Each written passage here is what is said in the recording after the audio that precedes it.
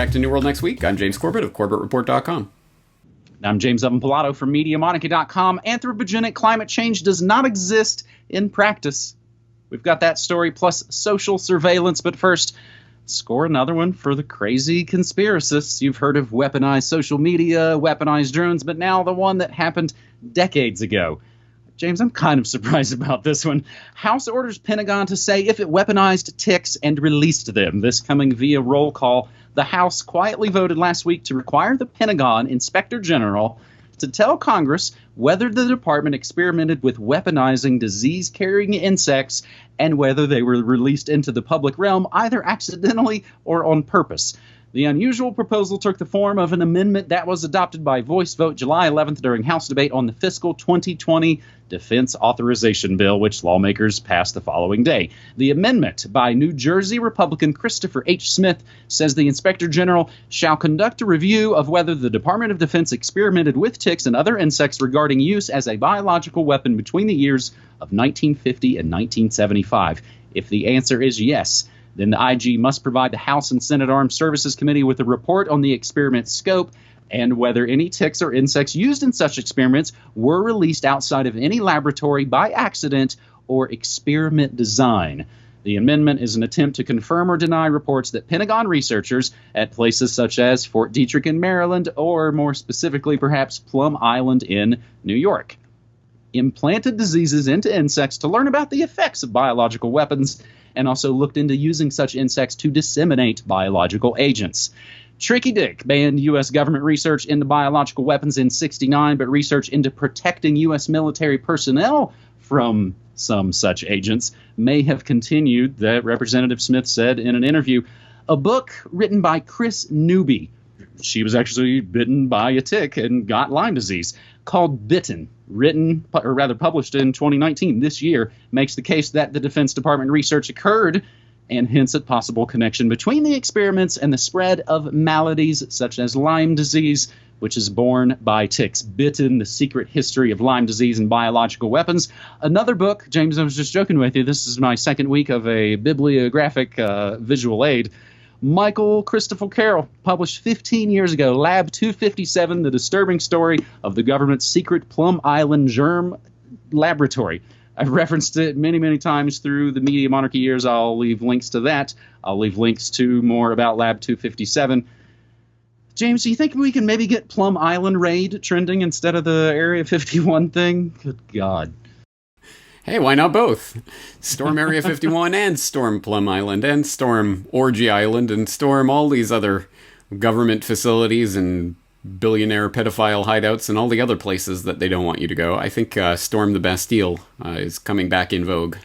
I think we're living in that political climate, so let's just add this one to the list, maybe. But yes, clearly an interesting development, as you say. It's surprising that this has suddenly become an issue that has not only gained traction, but is now, at least they are making official moves to officially potentially launch an investigation. And as always, in fact, exactly as last week when we were discussing the Epstein case, but I realize not a lot of people actually picked up on what I was really saying there, so I'll reiterate it here in this context.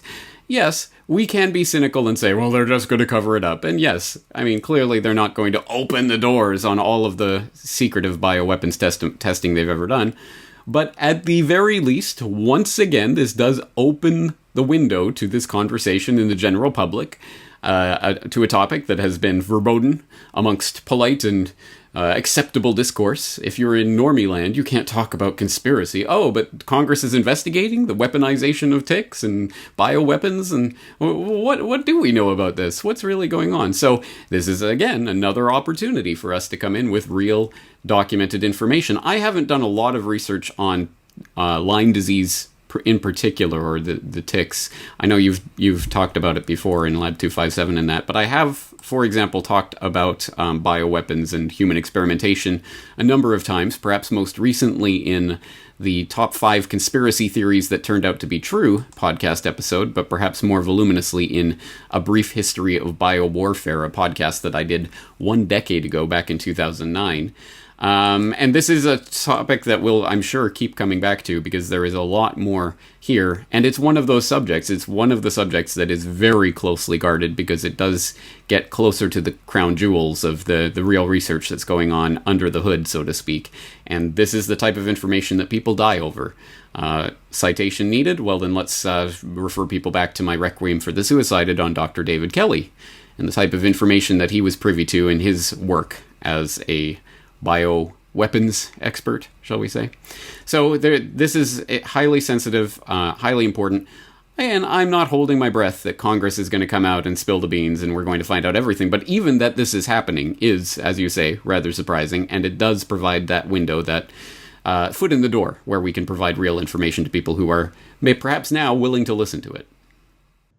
I sent this story to one of my normie friends who I always refer to on my shows as my millennial friend. And he replied with WTF, WTF, WTF. That might be a typical sort of response, but I know he knows that it's real stuff. James, it's these last several weeks, all New World Next Week, I feel like we've just kind of been hitting these kind of massive, big stories that we've covered for 15 years. And it's like, they're all rapists and murderers and bioweapons. And yeah, it's just all coming out. This could be just part of this is the sort of, the revelation of the method, that it is all coming out because they know they might be about to pull some next big move. But again, I like Garrison said, let justice be done, though the heavens fall. I want it all out in the public. So that's a great way to start episode 380 of New World Next Week for July 18th, 2019. And I think it transitions pretty well into our second story. Keeping on like the big, massive stories, James. Scientists find man-made climate change doesn't exist in practice. A new scientific study could bust wide open deeply flawed fundamental assumptions underlying controversial climate legislation and initiatives such as, of course, the Green New Deal, namely the degree to which climate change is driven by natural phenomena versus man-made issues measured, of course, by Goldman Sachs and Al Gore's as your carbon footprint. Scientists in Finland found practically no anthropogenic man-made climate change after a series of studies. During the last 100 years, the temperature increased about 0.1% Celsius because of carbon dioxide. The human contribution was about 0.01% Celsius. Celsius. We're talking about temperatures. The Finnish researchers bluntly state in one among a series of papers, and we'll include those in the links. This has been corroborated by a team at Kobe University in Japan, which furthered the Finnish researchers' theory, saying new evidence suggests that high-energy particles from space, known as galactic cosmic rays, affect the Earth's climate by increasing cloud cover, causing an umbrella effect. The just published study has found a summary of which is released in Science Journal, which we will also link to. The findings are hugely significant given this umbrella effect, an entirely natural occurrence, could be the prime driver of climate warming and not man-made factors. If we pay attention to the fact that only a small part of the increased CO2 concentration is anthropogenic, we have to recognize that the anthropogenic climate change does not exist in practice, the researchers conclude. The study is called Winter Monsoons Became Stronger During Geomagnetic Reversal, but we'll include the link straight to the PDF research. No experimental evidence for the significant anthropogenic climate change. James, is this another kind of blockbuster story, or am I maybe reading too much into this and we don't know enough yet about these studies? Yes, if this was a single study and this was the only sort of data that we had to go on, it would just be a starting point. But it isn't a starting point. It comes within the context of a lot of research that's been done about the sun and its driving of cloud formation and how that is a feedback in the climate system that disproves the anthropogenic global warming hypothesis. And there's a lot of research on that. I've talked, for example, to his name is going to escape my mind at the moment, but I did talk to him about his work on cloud formation and all of that several years ago now. Anyway, I'm sure I'll think of it before the end of the episode. You did say 0.1% Celsius and 0.01% Celsius. You meant, of course, degrees Celsius. But I hope people will look into this latest research and hopefully into the context of this research that shows that, yes, newsflash, it's the sun, stupid. Not a difficult conclusion to come to when you're looking at the data objectively, but no one is. And I'm certainly not holding my breath for the climate doomsayers to actually admit that they have been Chicken Littles, crying about nothing. It's almost like this is based on nothing really scientific, as evidenced by, you will remember from my shock UN warning, just 3 years left to save the Earth video from 2017, where the UN was saying we had until 2020, essentially. And I went through all of the various predictions of doom that have come and gone over the years, including one that Prince Charles issued back in 2009, just 96 months to save the world, says Prince Charles. And when that 96 months is expired in 2015, suddenly we have just 35 years to save the planet from climate change. And now here we are in July 2019, and now we have the next 18 months will decide climate change success, says Prince Charles. I mean, it's almost like they're just picking numbers randomly out of a hat, and it has no basis in scientific research whatsoever. Oh, wait, that's exactly what's happening, but I'm sure, as always, I will get a lot of feedback from people who say, but James, just because these inbred eugenics-obsessed elite who are completely lying to us about everything and don't have our best interests in mind are wrong about everything, doesn't mean they're wrong about this. Well, actually, in this case, yes, it does mean that they're wrong about this. And here's another study, another link in the chain proving that it is the sun driving climate. James, actually, just this past week, I always do my This Day in History every morning on the shows. The Prince Charles 96 months warning is 10 years old this very week. And again, this is something else I talk about a lot on the show, as you do as well. It is no normal person really wants to be destructive and awful and wreck everything. Your natural inclination is to want to be a nice person who cleans up after themselves. All of that is being misdirected. And like you're saying, as the Club of Rome wrote, blaming people for climate would fit the bill, and that's how they're going to try and are doing it, drastically rearranging society. Or, like They Might Be Giants said, the sun is a massive incandescent gas. James, our third and final story here on Neural next week. FBI to ramp up social media surveillance, as if there wasn't enough already on the worldwide wiretap. Now it's just open. The FBI plans to step up its efforts to gather information from social media, issuing a call last week for a new tool to monitor Twitter, Facebook, Instagram, and other fangster platforms in a timely fashion. Citing the use of social media by terrorist groups, domestic threats, criminal organizations, and foreign intelligence services, the FBI needs near real-time access to a full range of social media exchanges in order to obtain the most current information available, according to the request for proposal. And we've got the link to that from the Federal Budget Office. It's where they basically put out their bid saying, hey, can anybody build us this thing to spy on everybody? In addition to information such as user IDs, the feds are interested in emails, IP addresses, telephone numbers, likely aliases used over social media. The tool would also allow for location-based tracking, persistent keyword monitoring, and access to one's social media history. The FBI has justified the tool by claiming it's in response to an increasing number of threats to U.S. national interests that are identifiable with ever greater frequency through social media platforms. Now, I'm assuming some of those are, of course, the patsies that the FBI put up to causing bombs and doing all that good stuff. But, James, social media alerting is the PDF from the Federal Budget Office. I don't know what to say about the fangsters anymore, James. What is there to be said that we haven't said many times, many ways? Most recently, of course, in the secrets of Silicon Valley, where people can find that, yes, the military-industrial complex was there at the birth of Silicon Valley and at the birth of the big tech companies that we now know as the Internet these days. The Internet is Google and Facebook and Twitter and Instagram and Snapchat and Pinterest and whatever else, right? I mean, this is the Internet. Well, guess what? All of these companies have their ties back to the U.S. government and its various apparatuses. I'm just going to start making words up here.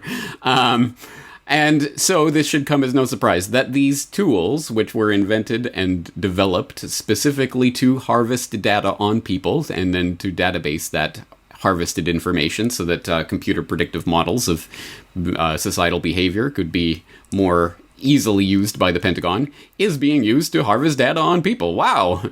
Who would have thunk it? Well, again, we've talked about this many times. I will direct people back to the Secrets of Silicon Valley and to my episode 332 on the weaponization of social media. At this point, this shouldn't be surprising to anyone paying attention. But, I wonder, so what's the solution to this, then? You asking me? I'm asking everyone out there. These social media platforms are there to harvest your data for the government. So what should we do about that? Ask the government to stop the social media from... I don't know. I don't think that sounds like a really reasonable plan to me. But I'll leave that up to the audience.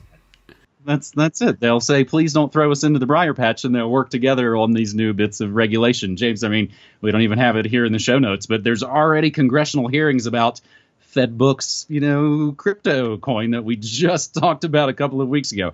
Seems they did act pretty quickly in that kind of situation. Again, it seems like everything's kind of spilling all out at once. Indeed. Well, we will continue to monitor the spill out. I think there might be some related stories even to this story that we're covering here. I just wanted to throw in a couple of other relateds because they are things, again, that we have discussed here in the past on New World. Next week, 300 Californian cities secretly have access to Palantir. So that's the sort of somewhat secretive way they're tracking and tracing everyone. Well, they'll just come and take it from you, the things that you're not willingly giving to them via the FANG. Armies of fake accounts ruined Twitter in the Middle East. And leaked images, this is the interesting one to me, show U.S.-backed MKO terrorist social media operations against Iran. There are these photos, shows all kinds of people all sitting at computers that allege to show essentially they're fighting the net, like an enemy weapons systems. There are real humans engaging people with propaganda all around the world on all the major platforms. James, I had it on, Twitter's my one main one I've stuck with through all these years. With the Navy SEAL story from a couple of weeks ago, the guy that murdered the 12-year-old kid and got away with it. I covered that story a lot, and I was getting these responses from people on Twitter whose accounts were created in April of 2019 who didn't follow me. I didn't use the guy's name in a hashtag, which I had previously, and they're just showing up out of the woodwork, basically talking about government talking points. He did what he did, blah, blah, blah. And I asked the guy, where do you serve? And he deleted all of his tweets and just kind of disappeared. So there are, I believe, as if we don't know this, spooks actively engaging people online. And these folks running the MKO terrorist social media operations against Iran are pretty much funded and fostered by the neocon swamp things like 9/11 suspect Rudy Giuliani and, of course, the murderous mustache of John Bolton.